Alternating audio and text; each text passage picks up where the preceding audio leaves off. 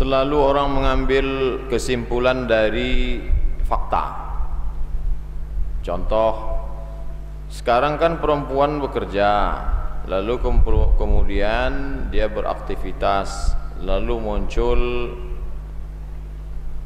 lalu yang dirubah itu bukan perbuatan orangnya, tapi hukumnya ingin dirubah. Tidak bisa. Saya mau kasih contoh dalam dunia sepak bola. Sudah disepakati statusa oleh FIFA internasional bahwa kalau kejadiannya begini namanya outside, kalau begini namanya hand, kalau begini keluar kartu kuning, kalau fatal keluar kartu merah. Tidak bisa kita buat karena pemainnya banyak melanggar lalu statutanya dirubah. Tidak bisa. Itu sudah, kalau kesepakatan manusia saja tidak bisa dirubah di amandemen tentang bola, apalah makna bola masuk ke tiang gawang? Bagaimana dengan aturan Allah Subhanahu wa taala? Oleh sebab itu, kalau terjadi kesalahan, maka kata Allah dalam Quran sudah menggariskan, fa in tanaza'tum fi syai'in, kalau bersilang pendapat dalam satu masalah, farudduhu ila Allah, baliklah kepada Allah, wa ila Rasul, balik kepada Rasul sallallahu alaihi wasallam. Jadi kasus yang sekarang terjadi, pelecehan seksual, laki-laki kekurangan pekerjaan karena perempuan sudah banyak bekerja, kemudian kesenjangan dalam kehidupan rumah tangga, istri terlalu besar pendapatan, suaminya kurang, akhirnya dia merasa tidak pede. Banyak kasus-kasus terjadi. Lalu apakah undang-undang aturannya yang dirubah untuk mengikuti selera orang banyak? Tidak. Dalam Quran sudah dijelaskan, wa in tuti aktsara man fil ardi, kalau kau ikut suara orang banyak, yudilluka an sabilillah, mereka akan menyesatkanmu dari jalan Allah. Jadi solusi adalah orang dipahamkan dengan pemahaman Islam yang benar. Cuman yang jadi masalah, selama Bapak Ibu pengajian, berapa kali pernah mendengarkan materi tentang isu gender? Saya seumur umur disuruh menyampaikan isu gender baru sekali inilah. Tapi kalau dipesan Pak Ustadz, nanti tolong temanya tentang tawakal ya. Oh, banyak sekali. Apa maknanya? Kalau sudah disebut Islam, bayangannya tentang wudhu, tentang puasa sunat, tentang sholat sunat tahiyatul masjid, tentang pelatihan jenazah. Saya tidak mengecilkan itu penting. Tapi Islam ini satu kesatuan sistem. Maka menjelaskan tentang isu-isu yang merusak Islam pun wajib bagi ulama. Oleh sebab itu kalau kita lihat definisi dakwah, makna dakwah bukan sekedar mengajak orang buat baik, menjelaskan tentang aliran sesat masuk dari bagian dakwah. Selama ini kalau orang kaji bid'ah, apa itu bid'ah? Bid'ah itu doa bersama, bid'ah itu menyebut Allahumma shalli ala sayyidina, bid'ah itu, padahal kalau mau dikaji bid'ah mungkarah itu ya gender, inilah bid'ah mungkarah. Yang kullu bid'atin dhalalah wa kullu dhalalatin finnar, itu inilah dia.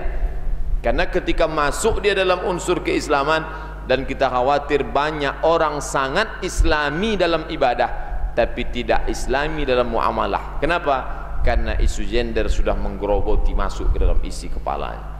Oleh sebab itu maka bahkan diusulkan isu gender masuk dalam kurikulum sekolah. Bayangkan kalau anak-anak sekolah kita diracuni, dan kita melihat orang meracuni pikiran bukan saja lewat silabus kurikulum, lewat bacaan di koran, lewat tulisan. Tapi kita tak putus asa dengan ini.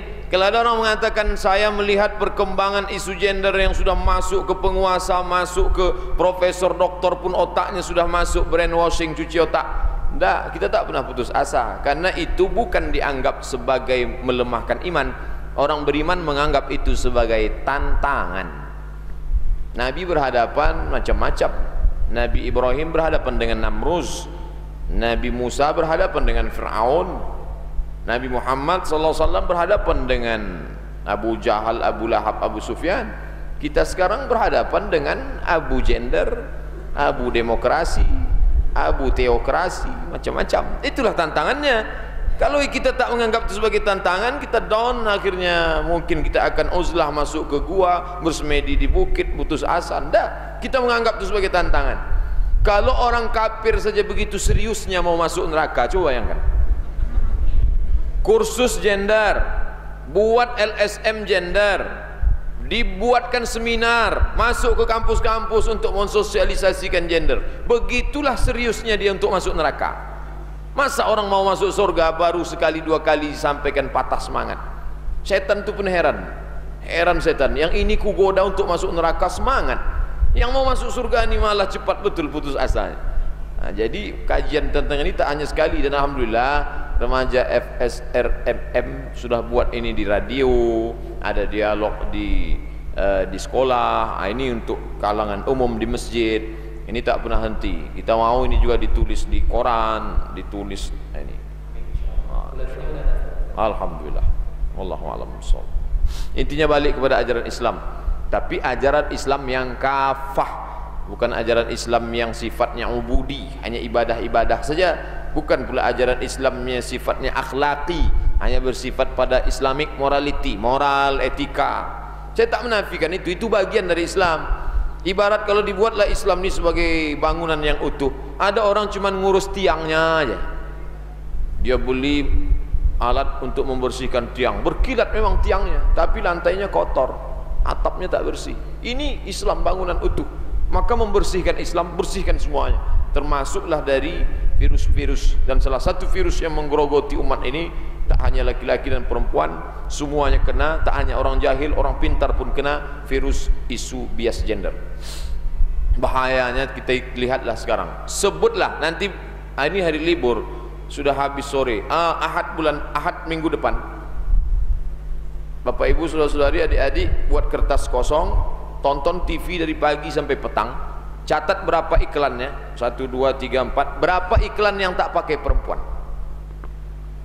Apa maknanya? Perempuan dipasarkan macam kacang goreng. Iklan kompor pakai perempuan masih masuk akal. Iklan sabun cuci perempuan masih masuk akal, ada hubungan perempuan dengan cuci. Tapi ketika iklan busi,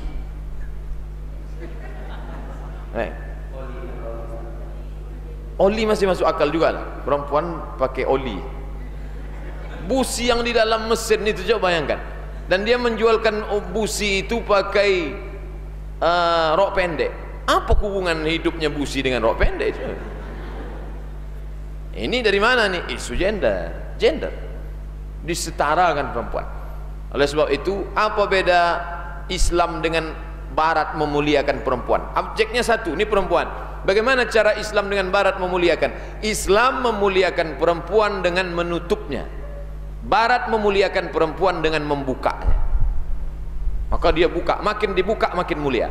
Islam tidak, makin tertutup makin mulia. Objeknya satu, tapi cara yang berbeda. Dan orang kita sudah dibuat mindset. Mind itu what is in your mind, apa yang ada dalam kepalamu. Set, di setting. Makanya ada pelatihan-pelatihan ini nanti dari jam 4 ke jam 6 mindset. Tapi karena mindset ini tak pernah berhasil, lalu orang plesetkan. Ini acara apa? Mindset, pikiran setan. Karena sudah bolak-balik ikut pelatihan mindset, otaknya di setting, tapi settingnya tetap juga settingan setan. Oleh sebab itu maka perlu diajarkan. Bagi para pengajar tak pernah bosan, bagi para remaja, bagi orang tua paham, karena Islam ini menyeluruh semua aspek. Wallahu a'lam.